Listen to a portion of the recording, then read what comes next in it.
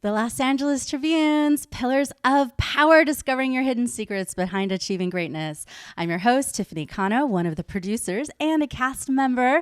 And I have with me Misty Kerrigan, Business Alchemist, author, speaker, and extraordinary woman over here. So tell me, Misty, about how you help businesses. And what does it mean to be a business alchemist, and how do you help them? So as we talked about, I spent 24 years working with at-risk youth and foster youth and families in creating programs where they can kind of create new habits, create new traditions. And I noticed that there's patterns in change. There's patterns in transformational change. There's patterns in psychology, in habits. So what I did was I took some of those very ones that help at-risk youth go from hating themselves and wanting to die to overachieving, like hitting colleges and going off to start businesses of their own, and move them into the business sector. So one of the firm foundation is the things we believe to be true, we create. So the hard part I noticed with businesses is when I came in, all I wanted to do was do business strategy. I was like, I'm going to come here. I'm going to help you with psychology. I have a master's in industrial organizational psychology. I'm going to create customer-centric journeys to help you know what your customer wants. And I would come in, I would be just business. And then I would start to talk to the business owners, and I realized they were depressed. They were ADHD, like myself. They kind of got stuck maybe at 6 figures, but really wanted 7, but didn't know what to do to move that past. And a lot of my poor business owners were, I started this business to increase my money and spend more time with family, and now I'm more divided because the business became another child. And so I feel that way. another baby, right? So what I do when I first came in was looking at where the gaps are in their personal life, whether it's family, health. I mean, we know a lot of business owners struggle with health because they're always working, you know, they're trying to put food on the table. So I come in with the alchemy part is we get their psychology aligned, find out where the gaps are, build those bridges, and then I could sit down and we could work on the strategies of the business. One of my favorite stories is I was working with a lady from corporate, and all she wanted to do was be with dogs. She was like at $200,000 a year, and she's like, I hate it. It's killing me. I just want to open my own dog business. So we sat down, and I wrote it on a napkin, not thinking anything of it, handed her the napkin, and about 6 months later, her sister tackled me at an event, and she's like, oh my God, you changed my sister's life. And I'm like, I work with a lot of kids, so I'm like, was this an at-risk youth? Was this like, another family, right? And she's like, no, 6 months ago, you showed her how to create a 6-figure dog business, and now she's exceeding $100,000 doing what she loves every day. And that was the catalyst for me to go, there's something more here. What did you put on that napkin, girl? I want to know. What are the good?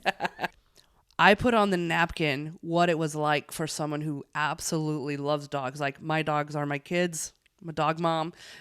What it would be for me, what I needed in a business, and I slid it over to her to create it because I know the population she's going to work with feels about their dogs like I do about mine. There's some dogs that fly first class. I just want to put that out there. The dogs fly first class. So if They get their own seat. Yes. How do I know? I walk past them and coach. That's a cute dog. He's a little eye patch on, sleeping. The premise is once you get into the psychology of your best customer, you create your business around that. And that's all I did. I told her, these are all the things I would pay for because I love my dogs. Now we just got to find who's going to pay for this. And she did. And she's doing amazing. And those dogs are getting the best care ever because she's passionate about what she does. I love that. Now, she hasn't sent me a check, but, it was on a napkin. Okay. So, napkin lady, you can send your check to the nonprofit The Tribune cares. that Misty is heading up. So if you want to give back. Just saying, just it's going back to the children. The puppy children, the kitty children. Right. They all matter. This is from someone who absolutely adores her 3 chickens. Yes, I do. I'm a chicken mom. I'm a bee mom. I'm a garden mom. Used to have horses. My doggie, she passed, but I had her for 17 years, baby love. So anything that's like doggy related, I'm like, me. Yeah. So for other types of business owners, coaches, healers, entrepreneurs, how do you help them? I love the healing world, especially because some healers out there don't believe they should be profitable because they believe it's a divine gift. Why shouldn't they just be helping people? And my first premise is always, why aren't you profiting from what God gave you? Because God gave it to you to profit. And the more money you have, where's that money going to go? To cigars and strippers? Or is that money going to go to things that are close to your heart and what you care about? And every healer I met has bigger causes they want to do. And they have the gifts inside themselves to be able to expand and profit from those. So that's what I do when I sit down with healers is let's really sit down and monetize your gift. Not in a how are we going to take advantage of people, but how are we going to help people while bringing in more wealth so you could help more people. Mm-hmm. Because you can't be philanthropic. You can't give to all of the charities of the world if you don't have any money coming in. I know I've had to massively upgrade my money beliefs over the years. I mean, every new level of me in business, every new level of my business requires a new level of me. Ooh. You know, Say that one more time. Every new level in my business requires a new level of me. A new level of alignment, a new level of freedom, a new level of possibilities, of expansion. So yeah, it's just so important. Mm-hmm. Yeah. What's one other little tip you can give for us, entrepreneurs, coaches, healers who want to make a bigger impact? This is my favorite one.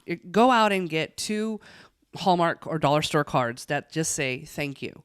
Grab a $10 gift card from the local coffee shop or someone that you know, just $10. $10 is fine. Take these thank you cards, put $10 card into this thank you card, and write out 2 to your favorite customers, to the ones that you love working with. Not the ones where you're like, oh God, they're calling, right? But those ones that you're like, yes, they're calling, or yes, they want to expand more business with me, and just say, thank you. Thank you for being an amazing customer and inspiring me to be a better business owner, or whatever you want to say into there. And then underneath that, you're going to put, I would love to help more people just like you. So if you know anybody, please send them my way. Because here's what we don't do enough of for our best customers is we don't get enough referrals back. They already have the results. They know you're amazing and great. Sometimes they just forget to tell people how amazing you are. So by telling them thank you, it reminds them, oh yeah, I have a friend struggling over here. I should get them over here because they're not going to struggle anymore. So it's just a friendly reminder. Plus it goes back to, we talked about it yesterday in your segment about giving, love. Just being is the being in love for the gratefulness of having such amazing customers, that becomes synergetic. So, Misty, you do a lot of alchemy work with business. Now, when I think of alchemy, I mean, I'm thinking of like sexual tantric alchemy, but how do we apply that in business? I mean, what are you working with? I love that. My version of alchemy is more like the book The Alchemist, turning the ordinary extraordinary, which I'm sure in tantric alchemy it might be the same thing. So what I'm able to do with business is taking 24 years in children's mental health and creating transformational programs and services. And I looked and there was patterns of behavioral change. So I thought, if we could do behavioral change in kids, could we do behavioral change in businesses? Because what I noticed is a lot of people start businesses for their families, more money, more time. And what happens is in business, we're more likely to be divorced. 3 out of 4, not 1 out of 2, but 3 out of 4 business owners end up divorced, their kids hating them, or at least 1 mental health diagnosis. It's insane because you start with such a great intention. So I wanted to be able to dive into that world. So my passion as kids, foster youth, at-risk youth is if we can get the parents home more with more money, imagine what that's going to do for kids. I love that you have such a heart to help the youth and foster youth. I mean, they've already been through such horrible, traumatic experiences, a lot of them.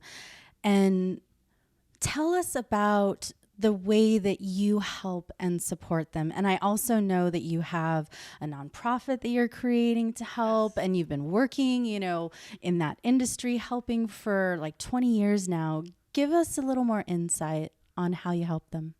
So I first started out just wanting to work with kids. And so when I left college, I got a job at a nonprofit. I was only going to stay a year, and it's 23 years later. But it's for foster youth and at-risk youth, and building back in their family, or helping them create a family.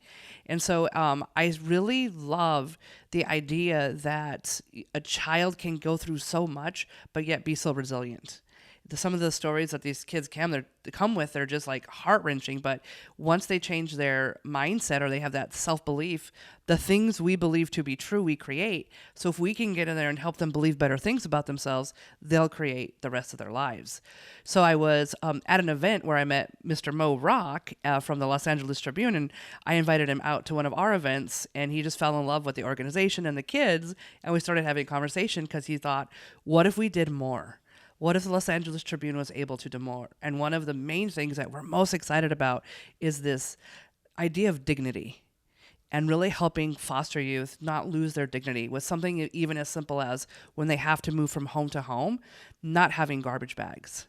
So we got on a conversation about that. Like, how do we get every youth in California a backpack and a bag to be able to move their belongings? Because sometimes they have little belongings, and then we have them putting them in trash bags to move. That sets a wrong tone. Yeah, it already sets them up as like, I'm a failure, I'm a loser, nobody loves me, I don't belong here, I'm trash. Exactly. So even just something really small yet profound of giving them a bag, a backpack, can already shift their mindset. What else are you looking to provide for them? So I love it because it ties back into you too. We're staying in this amazing, beautiful house here, and a lot of times people that are part of the cast and part of the team, they have journals. They have cards, they have meditation practices. So what we're able to do is, in those bags, we could put in cards on how to meditate, cards on that you're worthy, or even taking something like a card you pull in the morning that tells you about you're being amazing and this is going to be a great day for you. We could already, with some of the practices in this 5-pillar movie, right, that all of the people are talking about that have reached that success level and that greatness, their daily practices they do, we could take that back and teach it to foster youth. Oh my gosh, I just want to cry thinking about just how these small but mighty and profound shifts could change lives. And our kids are so important, because who we're raising them to be now is what's going to show up down the road. So we might as well give them a good foundation, right? I want to be a part of that. So you and I are going to talk after this. Well, I'm excited to announce this next year we're going to be opening the Los Angeles Tribune Cares. And so Tiffany did an interview yesterday where she told us a little about when she was a little girl growing up, she had horses, which really impacted her, because horses are such that it was essential beings, that they just have that energy and they just have that connection. So imagine us being able to get money and donate it in and get these kids around horses, get these kids into sports, get these kids into opportunities that they wouldn't have because the lack of funding for the organizations that are just providing their dailies like food and clothes and getting them to school. We're going to be able to come in and give them the stuff that we had in our childhood. Like for me, it was sports. Sports saved my life because it gave me a sense of belonging. I don't know if you could tell, but makeup was really hard for me and I hated doing my hair. So when I played basketball or volleyball, I got to pull my hair back and be something significant on a court. But some of these kids now, things cost so much money, they don't even get those opportunities, like what it would be like to ride a horse or to even come up and pet a horse or to be around a horse. So those are some of the big things we're really looking at, is that funding coming in, especially from these amazing people in the movies, like what worked for you and how do we get that to the kids? I love it. And for people who want to contribute in some way, whether it's with their heart, their prayers, their wallets, their contribution and out of the box to Los Angeles Tribune Cares, like how can they be a part of that? How can they find more information about it? I love that. So we have our Los Angeles Tribune site, and you'll be seeing in the next probably 30 days, there's going to be a lot of information start to pop off about what we're going to be doing with fundraising, special events, maybe some galas where we could dress up and just hang out with one another. But what's I think most important is even starting with those vibrational prayers and sending great energy to the cause. But if you see something like this movie, come to the movie. That's going to support it. Buy a book by one of the authors in the movie. If we're supporting one another, it's just this whole thing of we all live in abundance and we're all uplifting one another, then all of that's going to come back to the cause, and that's going to be the most impactful. This is such an amazing opportunity for you and for so many who are in this movie to contribute in small, medium, large size ways and allow for our little ripple on the planet. So why do you think people should come and watch Pillars of Power? The Secret profoundly changed my life. Once I understood some of the ideas of it and I got more research, I took it back and I started working with the kids with it. And then still even with some of the business owners. And some of the people in The Secret are back. They're back. But the one thing that I really felt The Secret lacked was those dailies. What do I do today? What do I do if I've never meditated, I'm not going to sit down and just meditate. This one she has the skills to meditate for hours and hours. And really in the movie, she does a little bit about where to start. Because what we need is a what to do and a how to and some motivation of hope of someone that was like, hey, I was here, now I'm there. These are the steps I take that you could take too. And I think that's what the Pillars does. It's not just braggadocious people telling you how successful they are.